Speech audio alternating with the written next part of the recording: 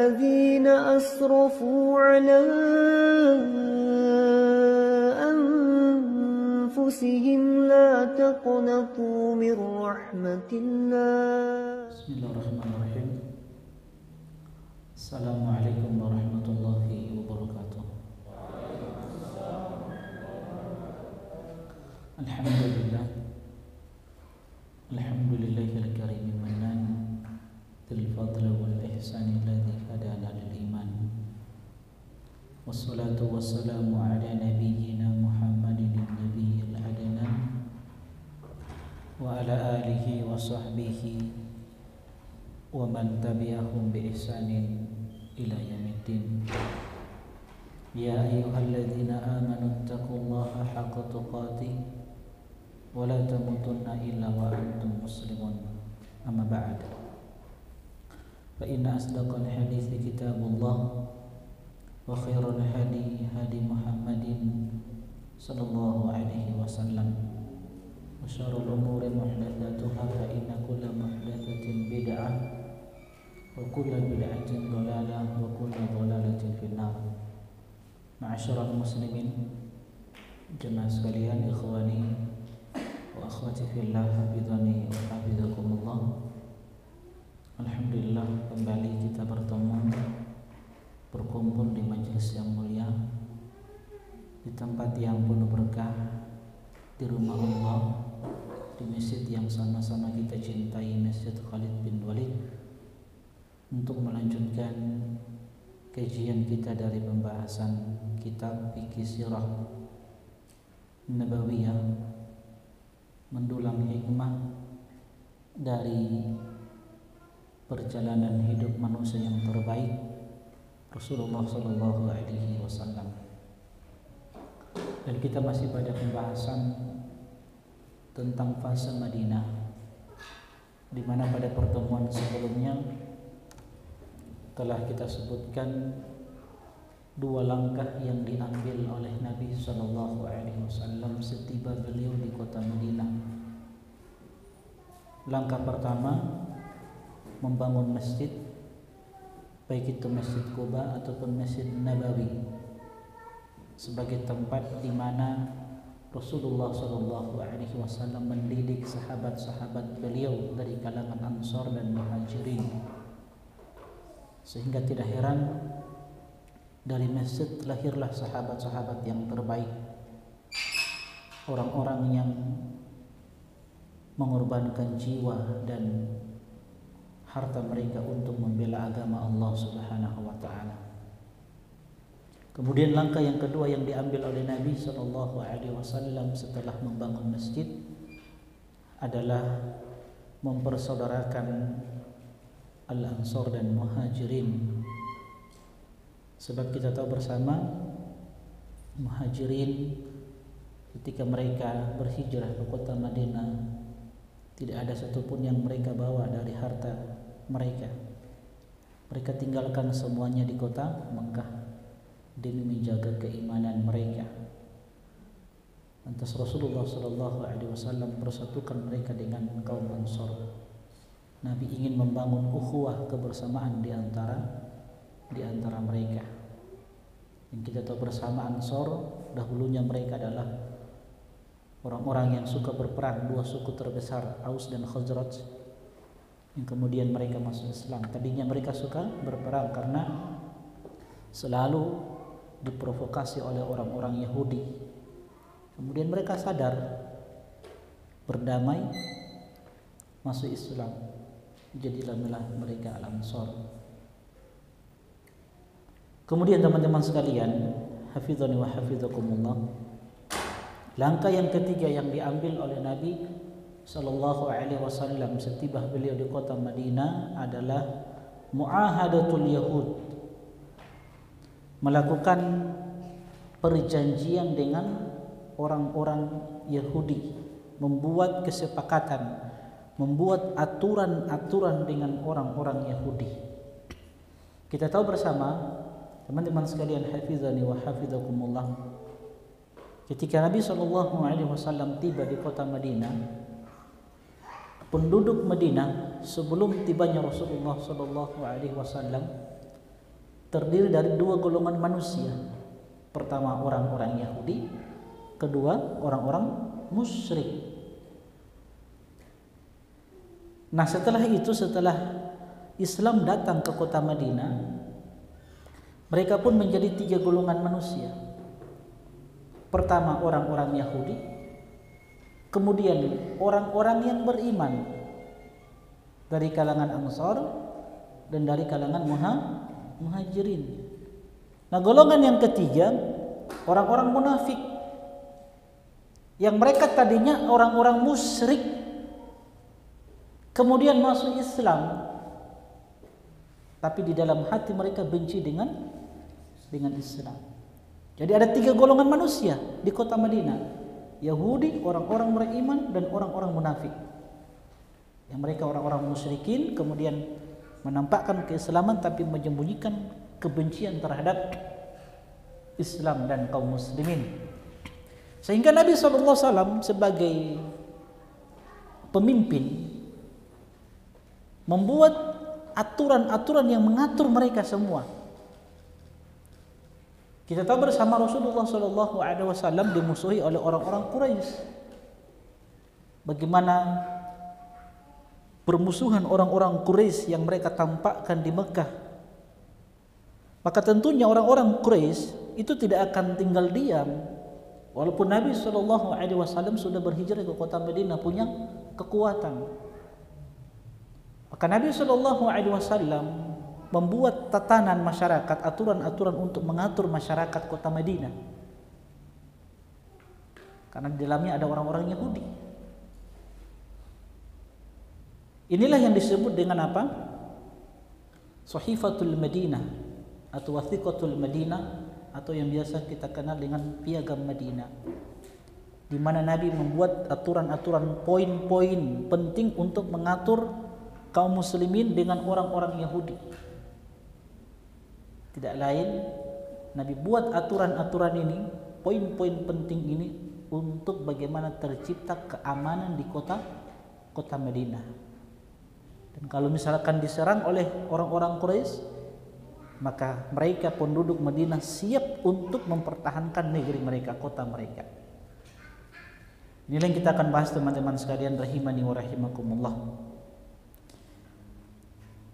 Lihat di halaman 316. Kata penulis kitab, perjanjian dengan orang-orang Yahudi. Ketika Rasulullah SAW sampai di Madinah, maka masyarakatnya terdiri dari orang Islam dan Yahudi serta yang lainnya. Rasulullah SAW ingin menertibkan atau mengatur hubungan antara penduduk Madinah. Jadi ada aturan-aturan, poin-poin yang dibuat oleh Nabi SAW, baik itu mengatur antara kaum muslimin dengan kaum muslimin yang lain, ataupun aturan-aturan yang mengatur kaum muslimin dengan orang-orang Yahudi. Rasulullah SAW ingin menertibkan atau mengatur hubungan antara penduduk Madinah, menjelaskan tanggung jawab dan kewajiban mereka. Kemudian SAW menulis surat yang berkenaan dengan hal ini yang dikenal pada masa itu dengan Alkitab atau As-Sahifah. Sedangkan orang sekarang menyebutnya dengan undang-undang atau Piagam Madinah, Wathiqatul Madinah. Penulis menguatkan pendapat Dr. Akram Al-Umairi bahwa piagam ini ditulis pada dua masa yang berbeda. Ia menyebutkan sebenarnya piagam itu ada dua. Pertama berkaitan dengan perjanjian dengan Yahudi ditulis sebelum perang Badar pada permulaan kedatangan beliau di Madinah. Yang kedua berkaitan dengan sumpah setia kaum Muhajirin dengan Ansar serta merincikan tanggung jawab mereka yang ditulis setelah perang Badar. Namun sejarawan ahli sejarah menggabungkan kedua perjanjian tersebut. Nah, teman-teman sekalian rahimani wa rahimakumullah, sebagaimana kita sampaikan tadi bahwa orang-orang Yahudi sebelum Rasulullah SAW tiba ke kota Madinah, sebelum berhijrah ke kota Madinah, mereka sudah menempati kota Madinah. Pertanyaannya, kenapa mereka sudah menempati kota Madinah? Karena mereka tahu dari kitab-kitab mereka bahwa akan ada nabi terakhir yang akan berhijrah ke tempat ini, ke kota ini. Makanya mereka datang ke kota Madinah untuk menunggu kedatangan Rasulullah sallallahu alaihi wasallam. Sebelum kita sebutkan poin-poin penting yang berkaitan dengan Piagam Madinah ini, kita ingin menyebutkan salah seorang sahabat yang ini merupakan pendeta Yahudi yang beriman kepada Nabi sallallahu alaihi wasallam. Siapa beliau? Beliau adalah Abdullah bin Salam radhiyallahu taala anhu. Ini alimnya orang Yahudi, pendetanya orang-orang Yahudi, yang beliau radhiyallahu taala anhu sebelum masuk Islam mengenal jelas tentang sifat-sifat Rasulullah sallallahu alaihi wasallam. Jadi sebagaimana yang kita sampaikan di awal-awal pertemuannya ketika membahas tentang kedatangan Nabi sallallahu alaihi wasallam ke kota Madinah yang kemudian didatangi oleh siapa? Salman Al-Farisi yang masuk Islam. Bagaimana beliau menjelaskan keislaman beliau, perjuangan mendapatkan hidayah, bertemu dengan orang Yahudi. Ya. Nah, orang-orang Yahudi ini tahu kebenaran Islam dan mereka tahu tentang sifat-sifat Rasulullah sallallahu alaihi wasallam. Makanya di dalam Al-Qur'an Allah gambarkan bagaimana pengetahuan mereka tentang Nabi sallallahu alaihi wasallam, ya'rifunahu kama ya'rifuna abna'ahum. Mereka mengenali Nabi sallallahu alaihi wasallam sangat jelas sifat-sifatnya, fisiknya bagaimana, di mana dia akan berhijrah. Kama ya'rifuna abna'ahum, sebagaimana mereka mengetahui dan mengenal anak-anak mereka. Adakah orang tua yang tidak mengenal anaknya yang tumbuh besar dengannya? Sesuatu yang mustahil. Maka Abdullah bin Salam ini alimnya orang-orang Yahudi. Beliau bercerita tentang keislamannya ketika Rasulullah sallallahu alaihi wasallam tiba di kota Madinah. Dan beliau ini sudah berada di kota Madinah sebelum hijrahnya Nabi sallallahu alaihi wasallam. Jadi beliau sudah menunggu kedatangan Rasulullah sallallahu alaihi wasallam. Dan ini disebutkan tentang beliau di mana beliau menceritakan tentang keislamannya, Abdullah bin Salam radhiyallahu taala anhu. Beliau mengatakan ketika itu beliau berada di kebunnya, di kebun kurmanya. Lantas beliau mendengar Rasulullah sallallahu alaihi wasallam tiba di kota Madinah. Setelah beliau melihat Rasulullah sallallahu alaihi wasallam, beliau pun bertakbir, mengucapkan Allahu Akbar tentang kedatangan Rasulullah sallallahu alaihi wasallam. Maka tantenya yang bernama Khalidah bintul Harith mengatakan, khayyabakallah, semoga engkau merugi, celaka.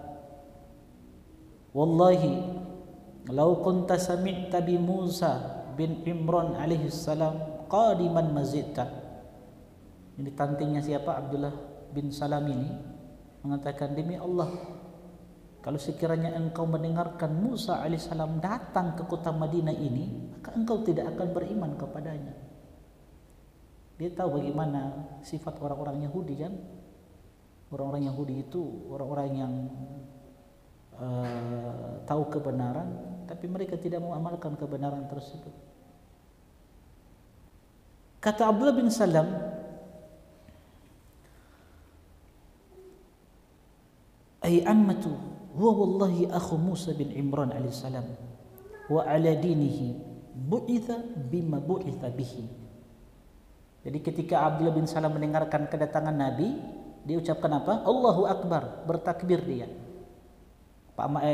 Tantenya mendengarkan, demi Allah engkau tidak akan beriman. Sekalipun Musa datang, engkau tidak akan beriman. Maka beliau mengatakan, wahai bibiku, dia wallahi demi Allah akhu Musa, saudaranya Musa alaihissalam. Dia Muhammad berada di atas agamanya Musa alaihissalam, diutus sebagaimana diutusnya Musa alaihissalam membawa risalah tauhid. Faqalat ibna akhi huwa an-nabi alladzi kunna nukhbar annahu yub'atsu ma'an nafsi sa'ah. Kemudian tantenya mengatakan kepada Abdullah bin Salam, wahai anak saudaraku, apakah dia seorang nabi yang telah dikabarkan kepada kita di dalam kitab-kitab yang kita miliki, yang setelah diutusnya beliau ini, Muhammad ini, akan terjadi hari kiamat? Karena kita tahu bersama salah satu ciri-ciri atau tanda-tanda hari kiamat adalah diutusnya Rasulullah sallallahu alaihi wasallam. Ini tanda-tanda hari kiamat yang sudah berlalu.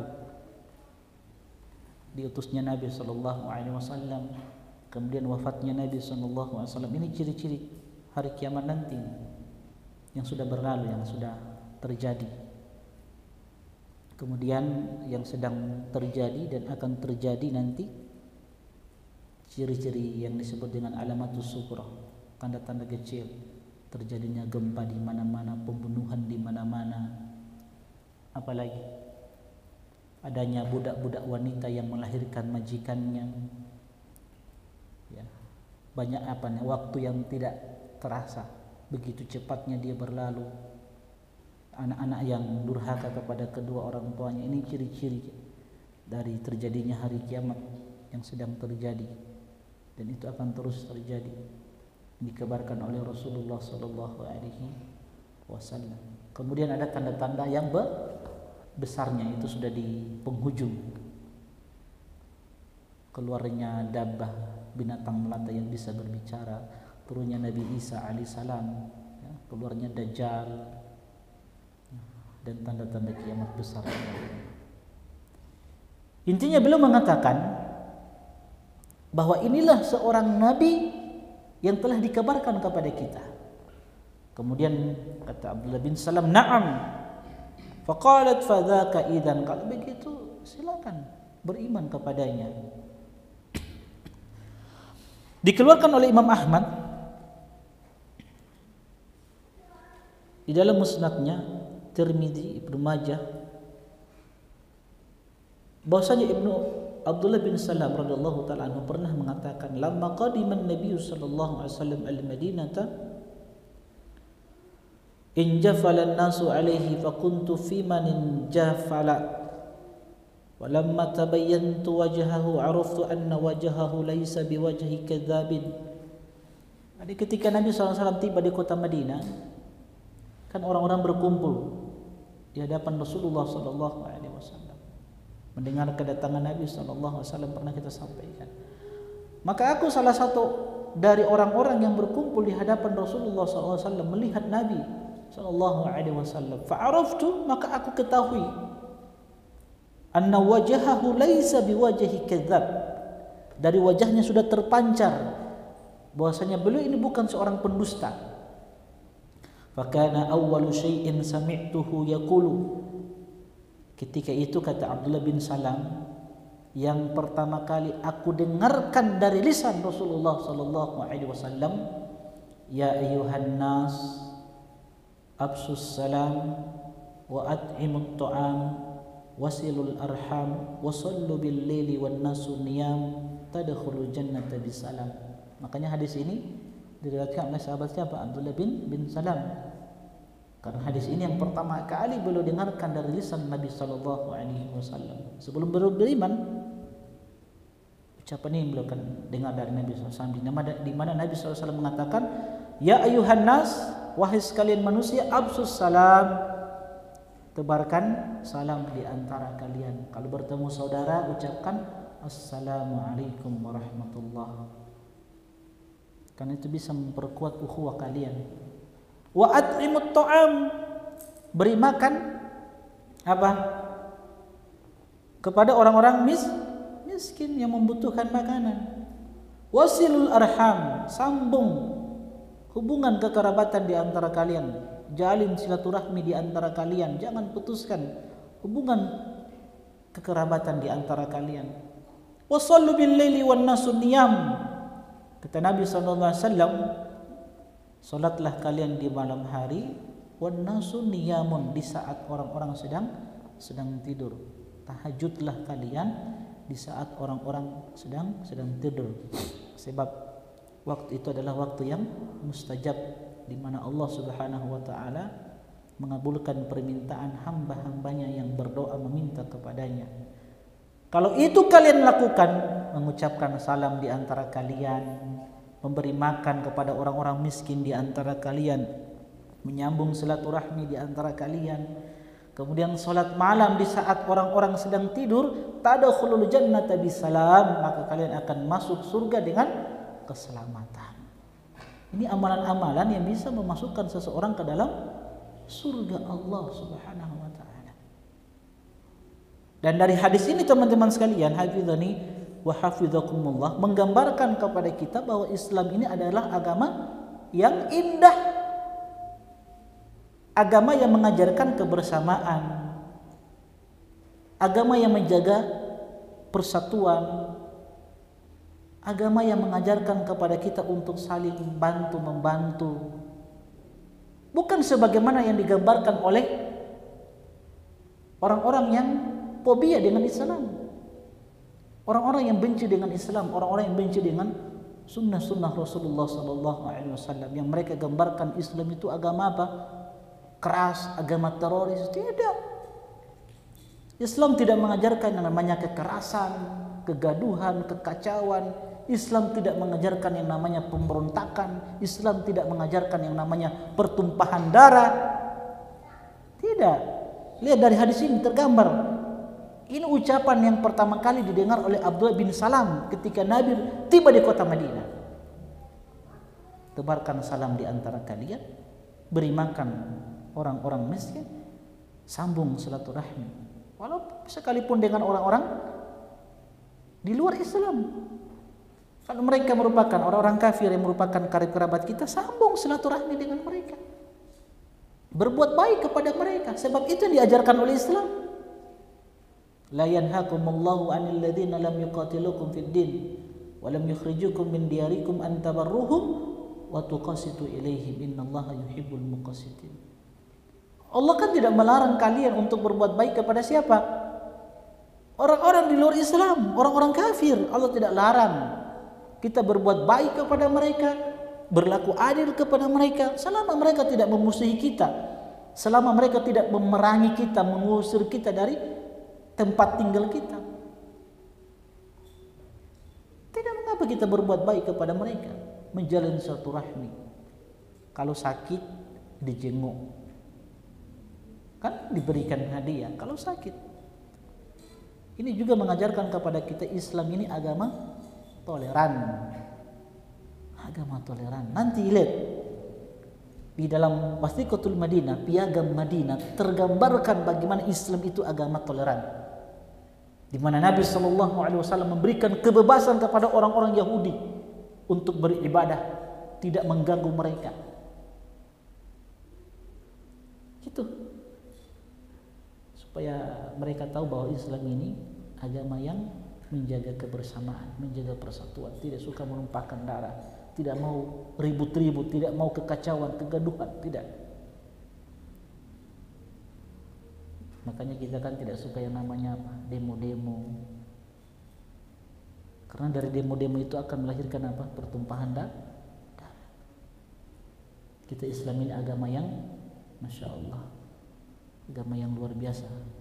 Makanya orang ini kalau belajar Islam, insya Allah negeri ini akan aman. Kalau betul-betul dia belajar Islam, belajar sunnah-sunnah Rasulullah Sallallahu Alaihi Wasallam, di mana aturan-aturannya ya, itu memberikan kebahagiaan untuk mereka. Tidak ada satupun yang dizalimi. Bahkan orang-orang kafir pun dengan Islam terjaga darah mereka, terlindungi kehormatan mereka, tidak diganggu mereka selama mereka tidak mengganggu kaum muslimin. Maka seorang muslim harus bangga dengan keislamannya. Muslim harus bangga dengan sunnah-sunnah Rasulullah Sallallahu Alaihi Wasallam. Kemudian Abdullah bin Salam mengatakan, "Fa'ataitu Rasulullah Sallallahu Alaihi Wasallam." Ini sebelum kita menyebutkan poin-poin ya berkaitan dengan aturan kaum muslimin bersama orang-orang Yahudi. bahwa memang orang-orang Yahudi itu sudah bermukim di kota Madinah menunggu kedatangan Rasulullah sallallahu alaihi wasallam. Salah satunya siapa? Ini Abdullah bin Salam. Walaupun kita katakan rata-rata Yahudi itu ya tidak kita akan temukan mereka itu beriman kepada Nabi. Walaupun mereka sudah tahu kebenaran. Kalaupun ada yang beriman sedikit, sangat-sangat sedikit. Makanya tantenya siapa, Abdullah bin Salam itu mengatakan, sungguh kamu tidak akan beriman sekalipun Musa yang datang. Karena tantenya sudah tahu bahwa sifat orang-orang itu tidak akan beriman. Kalaupun beriman sedikit saja, hanya sedikit, segelintir orang saja yang mau beriman. Makanya di dalam Al-Quran, dalam surat Al-Fatihah, Allah sifati mereka dengan apa? Ghairil maghdubi alaihim waladhdallin. Bukan orang-orang yang engkau murkai. Siapa mereka? Orang-orang Yahudi yang tahu kebenaran tapi tidak mau menerima kebenaran tersebut. Maka Abdullah bin Salam mengatakan, aku pun datang kepada Nabi sallallahu alaihi wasallam. Faqultu lahu, aku pun berkata kepada Rasulullah sallallahu alaihi wasallam, inni sa'iluka an thalathin la ya'lamuhunna illa nabiyyun. Wahai Muhammad sallallahu alaihi wasallam, ada 3 pertanyaan yang aku akan ajukan kepadamu. Dan 3 pertanyaan ini tidak akan mampu dijawab dan tidak ada satupun yang mengetahui jawaban dari 3 pertanyaan ini kecuali seorang nabi. Dia ingin menguji Rasulullah sallallahu alaihi wasallam. Kata Abdullah bin Salam, ma awwalu asyratis sa'ah. Apa yang menjadi awal dari tanda-tanda hari kiamat? Pertanyaan yang kedua, wa ma awwalut ta'amin ya'kuluhu ahlul jannah. Apakah makanan yang pertama kali dimakan oleh penduduk surga? Yang ketiga, wa min ayyi syai'in yanzu'ul waladu ila abihi. Wa min ayyi syai'in yanzi'u ila akhwalihi. Pertanyaan yang ketiga, bagaimana bisa kita mengenal seorang anak itu bisa serupa dengan bapaknya, bisa serupa dengan ibunya? Bagaimana itu bisa terjadi? Dan 3 pertanyaan ini tidak bisa dijawab kecuali seorang nabi, kata Abdullah bin Salam. Faqala Rasulullah sallallahu alaihi wasallam, maka Nabi sallallahu alaihi wasallam mengatakan, khabbarani bihinna anifan Jibril. Tentang 3 pertanyaanmu wahai Abdullah bin Salam, barusan tadi Jibril datang kepadaku mengabarkan tentang pertanyaan, jawaban dari pertanyaan-pertanyaan antum. Faqala Abdullah bin Salam, dzaka aduwwul yahudi minal malaika. Jibril itulah makhluk yang dimusuhi oleh orang-orang Yahudi. Kita tahu bagaimana orang-orang Yahudi itu sangat benci dengan malaikat Jibril. Jibril saja makhluk yang tidak terlihat dibenci oleh orang-orang Yahudi. Bagaimana dengan kita kaum muslimin? Sayyidul malaika, pemimpinnya para malaikat itu dibenci oleh orang-orang Yahudi. Abdullah bin Salam tahu itu. Ketika Nabi mengatakan khabbarani bihinna anifan Jibril, barusan Jibril datang memberitahukan kepadaku tentang jawaban-jawaban dari pertanyaanmu. Abdullah bin Salam kaget dengar Jibril, makhluk yang dibenci oleh orang-orang Yahudi. Iya. Faqala Rasulullah sallallahu alaihi wasallam, maka Nabi sallallahu alaihi wasallam menjawab pertanyaan dari Abdullah bin Salam, amma awwalu asratis sa'ah fannarun tahsyurun nasa minal masyriq ilal maghrib. Adapun pertanyaan yang pertama tentang awal permulaan terjadinya hari kiamat, kata Rasulullah sallallahu alaihi wasallam, keluarnya api dari timur yang menggiring manusia ke barat. Wa amma awwalut ta'amin ya'kuluhu ahlul jannah faziyadatu kabidi hutin Adapun makanan yang pertama kali yang akan disantap oleh penduduk surga, kata Rasulullah sallallahu alaihi wasallam, bagian hati ikan paus. Jadi ada hati ikan paus, ada tambahan itu dagingnya itu di hati ikan paus, itulah yang akan pertama kali dimakan oleh penduduk surga nanti. Wa ammashibahu fil waladi wa innar rajuli idza ghashiya al mar'ata fasabaqaha ma'uhu kana shibahu lahu wa idza sabaqa ma'uha kana shibahu laha. Adapun bagaimana kita mengetahui kemiripan dengan ayahnya atau dengan ibunya, bagaimana itu bisa terjadi? Ini untuk jomblo-jomblo tutup telinga. Apabila air mani suami mendahului air mani sang istri, maka anak itu akan serupa dengan bapaknya. Dan apabila air mani sang istri mendahului air mani laki-laki, maka dia, anak itu akan serupa dengan ibunya. Paham antum ini? Paham? Yang jomblo-jomblo paham ini? Paham? Ini siapa? Pak dosen, paham? Paham ya? Jemaah sekalian, 3 pertanyaan yang dijawab oleh Rasulullah sallallahu alaihi wasallam membuat Abdullah bin Salam mengatakan asyhadu an la ilaha illallah wa asyhadu annaka Rasulullah. Tidak ada, aku bersaksi bahwasanya tidak ada sesembahan yang berhak untuk diibadahi kecuali Allah, dan aku bersaksi bahwa engkau wahai Muhammad betul-betul utusan Allah Subhanahu wa taala. Dia pun beriman kepada Rasulullah sallallahu alaihi wasallam. Qala Abdullah bin Salam, faqultu lirrasul sallallahu alaihi wasallam, ya Rasulullah, innal yahuda qaumun buhtun wa innahum in ya'lamu bi islami yabhatuni indaka fa arsil ilaihim fas'alhum anni. Kata Abdullah bin Salam, wahai Nabi, wahai Muhammad sallallahu alaihi wasallam, wahai Rasul sallallahu alaihi wasallam, wahai utusan Allah, sesungguhnya innal yahuda qaumun buhtun, sesungguhnya orang-orang Yahudi itu adalah kaum pendusta, suka berdusta mereka ini.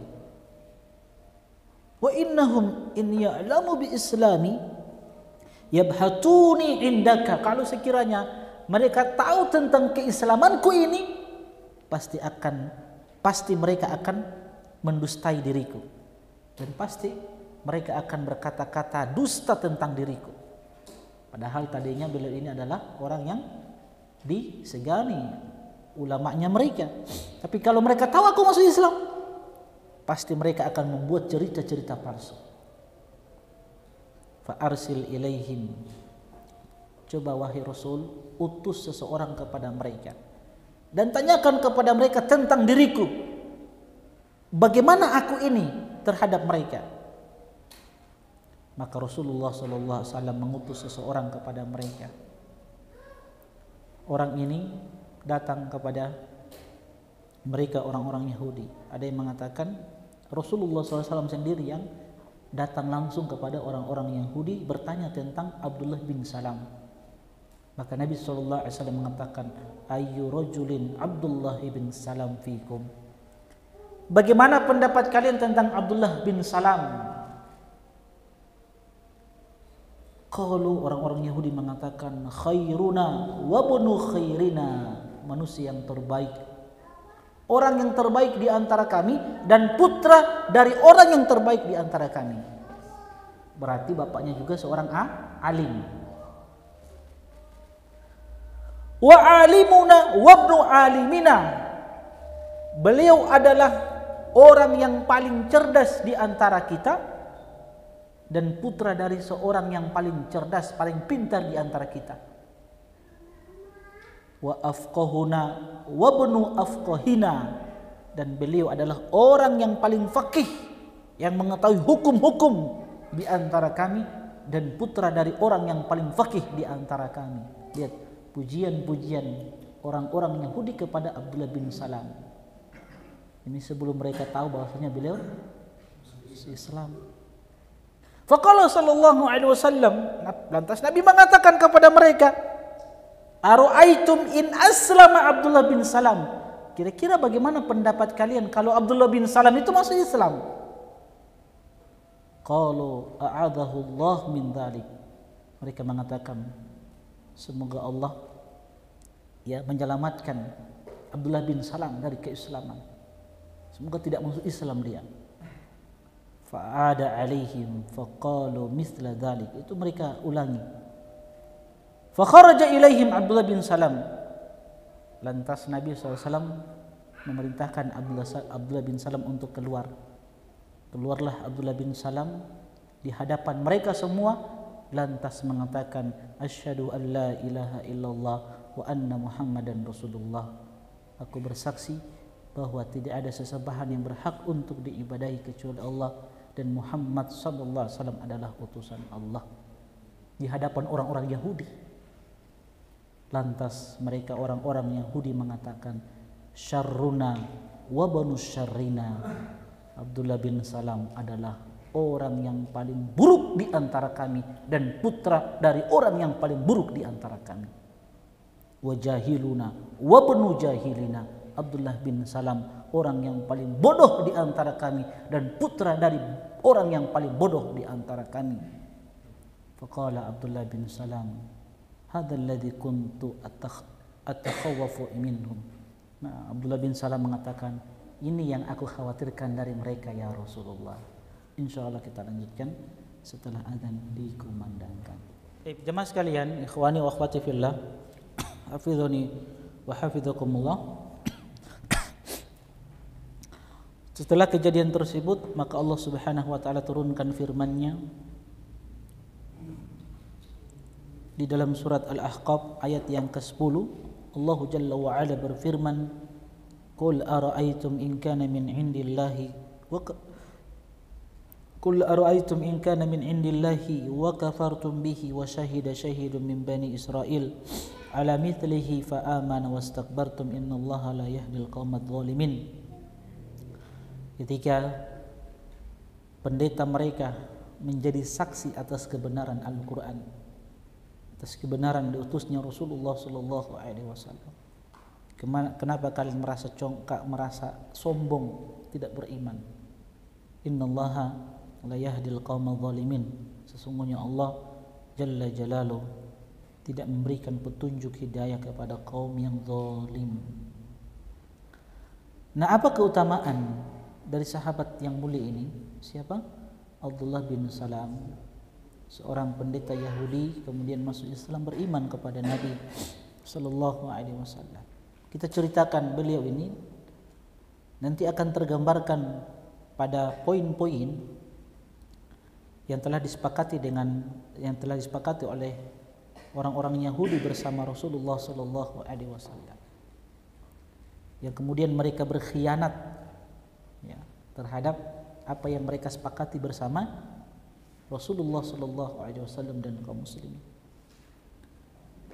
Abdullah bin Salam ini seorang sahabat yang memiliki keutamaan. Salah satu keutamaan Abdullah bin Salam, sebagaimana yang dikeluarkan oleh Imam Bukhari dan Imam Muslim dari Sa'ad bin Abi Waqqas radhiyallahu ta'ala anhu, beliau berkata, qala ma sami'tu an-nabiy sallallahu alaihi wasallam yaqulu li ahadin yamshi 'alal ardi innahu min ahlil jannah. Kata Sa'ad bin Abi Waqqas, aku belum pernah mendengarkan dari Rasulullah sallallahu alaihi wasallam di mana beliau bersabda, menyebutkan, mengeluarkan statement tentang seseorang yang berjalan di atas bumi ini dan orang itu termasuk penduduk surga.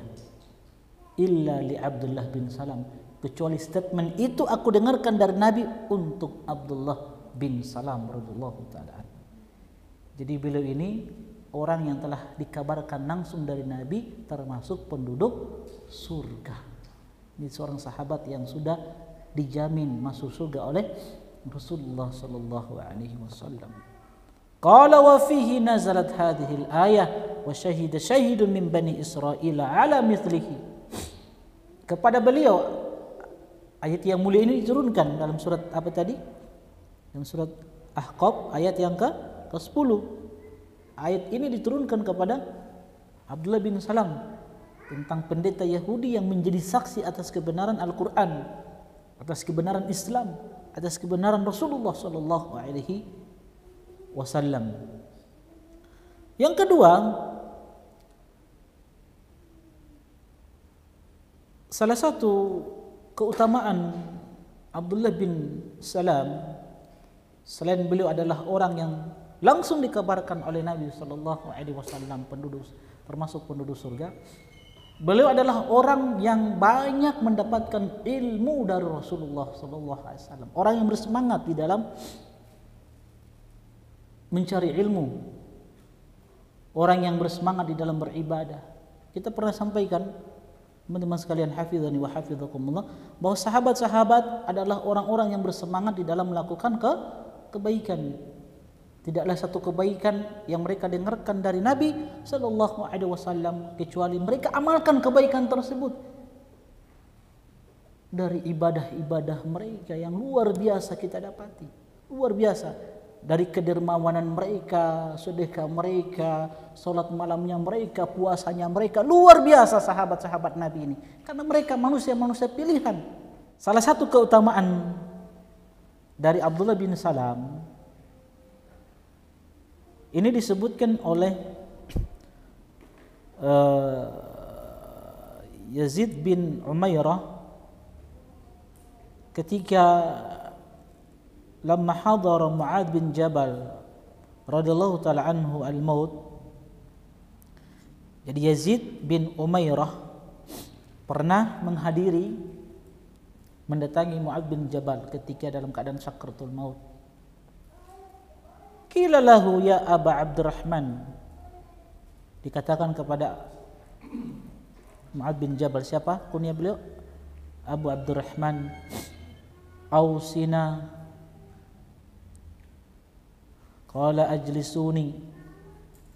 Ketika itu Yazid bin Umairah meminta wasiat kepada Mu'adz bin Jabal dalam keadaan beliau bersedih.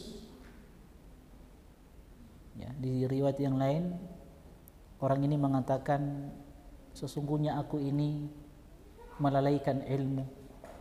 Mu'adz bin Jabal seorang sahabat yang kita tahu bagaimana keilmuan beliau radhiyallahu taala anhu. Sehingga kata Mu'adz bin Jabal, faltamisul ilma inda arba' rahtin. Mu'adz bin Jabal mengatakan kepada orang ini, carilah ilmu itu dari 4 orang. Siapa 4 orang itu? Inda Umair Abi Darda. Yang pertama, carilah ilmu dari sahabat Abu Darda. Wa inda Salman al-Farisi, carilah ilmu dari sahabat Salman al-Farisi. Wa inda Abdullah bin Mas'ud, carilah ilmu dari Abdullah bin Mas'ud. Wa inda Abdullah bin Salam alladzi kana yahudiyan thumma aslama, dan carilah ilmu dari sahabat Abdullah bin Salam, seorang yang dulu merupakan pendeta Yahudi kemudian masuk Islam. Jadi Mu'adz bin Jabal mempersaksikan bahwasanya Abdullah bin Salam seorang yang punya ilmu.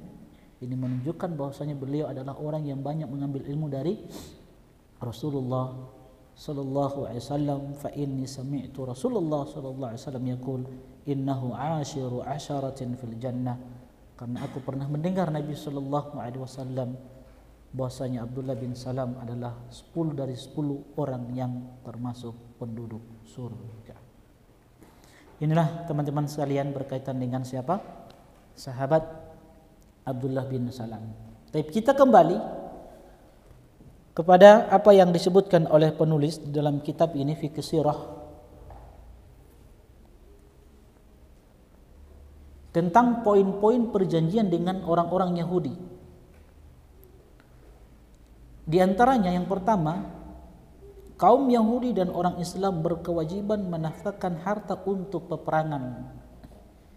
Jadi kalau ada perang yang dihadapi oleh penduduk kota Madinah melawan orang-orang yang ingin menyerang kota Madinah, maka setiap muslim, setiap orang Yahudi wajib dia untuk menafkahkan, memberikan biaya untuk peperangan tersebut. Entah itu beli senjata, mempersiapkan kendaraan, ya, dan hal-hal yang diperlukan dalam jihad. Jadi kalau ada orang-orang Quraisy ingin menyerang kota Madinah, maka semua yang merupakan penduduk kota Madinah itu harus berkewajiban memberikan nafkah, baik dia Yahudi, Muslim, ya, dan siapapun yang tinggal di kota Madinah. Kedua, kaum Yahudi Bani Auf bersama dengan warga yang beriman adalah satu umat, satu kesatuan, satu masyarakat mereka ini. Jadi Nabi katakan Yahudi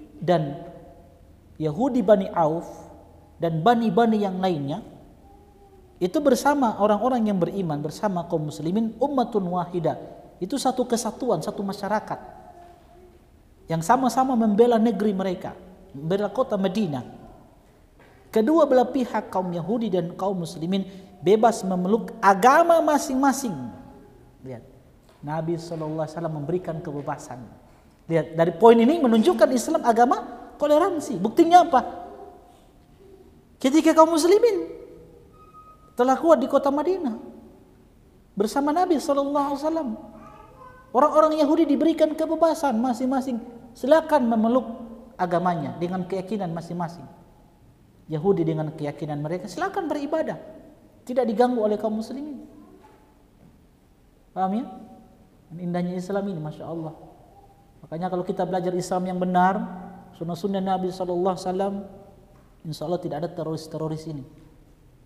Ini teroris-teroris ini merusak Islam ini. Akhirnya dakwah yang mulia ini menjadi sasaran. Dan kalau mereka belajar Islam yang benar, belajar sunnah-sunnah Nabi SAW, maka mereka akan mengetahui keindahan Islam. Setiap orang diberikan haknya, bahkan orang kafir diberikan haknya.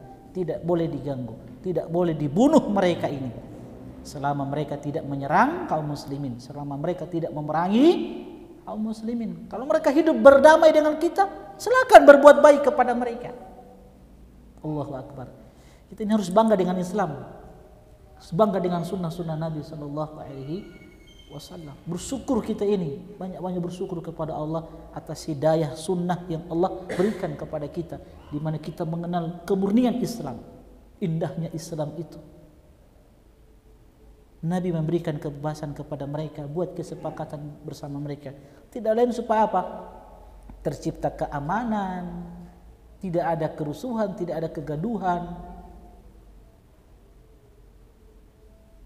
Demikian pula halnya dengan sekutu dari diri mereka sendiri. Apabila di antara mereka ada yang melakukan penganiayaan dan dosa dalam hal ini, maka akibatnya akan ditanggung oleh diri dan keluarganya. Siapapun yang melakukan itu, maka keluarganya pun akan menanggung perbuatan dari anggota keluarganya. Supaya keluarga yang lain betul-betul menjaga keluarganya, supaya untuk tidak berbuat kezaliman. Yahudi Bani Nazar mendapat perlakuan yang sama dengan Yahudi Bani Auf. Yahudi Bani Al-Harith mendapat perlakuan yang sama dengan Yahudi Bani Auf. Yahudi Bani Sa'adah mendapatkan perlakuan yang sama dengan Yahudi Bani Auf. Yahudi Bani Jusham mendapat perlakuan yang sama dengan Yahudi Bani Auf. Yahudi Bani Aus mendapatkan perlakuan yang sama dengan Yahudi Bani Auf. Banyaknya. Yang kedelapan, bagi Yahudi Bani Tha'labah berlaku ketentuan sebagaimana yang berlaku bagi kaum Yahudi Bani Auf, kecuali orang yang melakukan aniaya dan dosa dalam hubungan ini, maka akibatnya akan ditanggung oleh diri dan keluarganya. Kesembilan, bagi warga Jafnah sebagaimana anggota Bani Tha'labah berlaku ketentuan sebagaimana yang berlaku bagi Bani Tha'labah. Bagi Bani Syutaibah berlaku ketentuan sebagaimana yang berlaku bagi kaum Yahudi Bani Auf.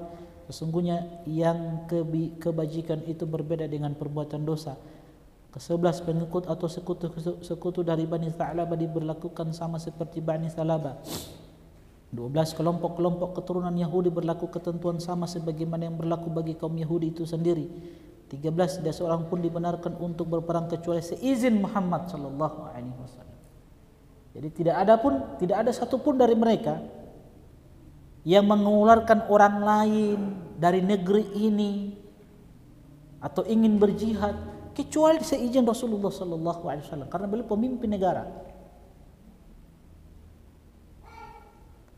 Tidak boleh dihalangi menuntut pembalasan luka yang dibuat orang lain. Siapa saja yang berbuat jahat, membunuh, maka balasan kejahatan itu akan menimpa diri dan keluarganya kecuali yang teraniaya. Sesungguhnya Allah sangat membenarkan ketentuan ini. Yang ke-15, kaum Yahudi dan kaum Muslimin membiayai pihaknya masing-masing. Kedua belah pihak akan membela satu dengan yang lain dalam menghadapi pihak yang memerangi kelompok-kelompok masyarakat yang menyetujui piagam ini. Kedua belah pihak juga saling memberikan saran dan nasihat dalam kebaikan, bukan dalam perbuatan dosa. Ini Nabi buat poin-poin sekali lagi untuk apa? Menjaga keamanan negara. 16, seorang tidak boleh berbuat jahat terhadap sekutunya, dan sesungguhnya wajib membantu orang yang dizalimi, siapapun dia. Kalau dia terzalimi wajib dibantu. 17, sesungguhnya Yathrib itu tanah haram bagi warga piagam ini. Jadi siapapun dia, kalau tinggal di kota Madinah, lihat kota Madinah kota yang suci. Tidak boleh melakukan dosa dan maksiat di dalamnya. Tidak boleh melakukan kezaliman, sebab perbuatan kezaliman di kota Madinah itu akan mendatangkan laknatnya malaikat-malaikat. Siapapun yang melakukan kezaliman di kota Madinah, menyakiti penduduk Madinah, itu akan dilaknat oleh malaikat-malaikat Allah Subhanahu wa taala. Apa artinya laknat itu? Dijauhkan dari rahmat Allah Subhanahu wa taala. Jadi malaikat mendoakan agar orang tersebut dijauhkan dari rahmat Allah. Padahal dalam kehidupan dunia ini yang kita cari apa?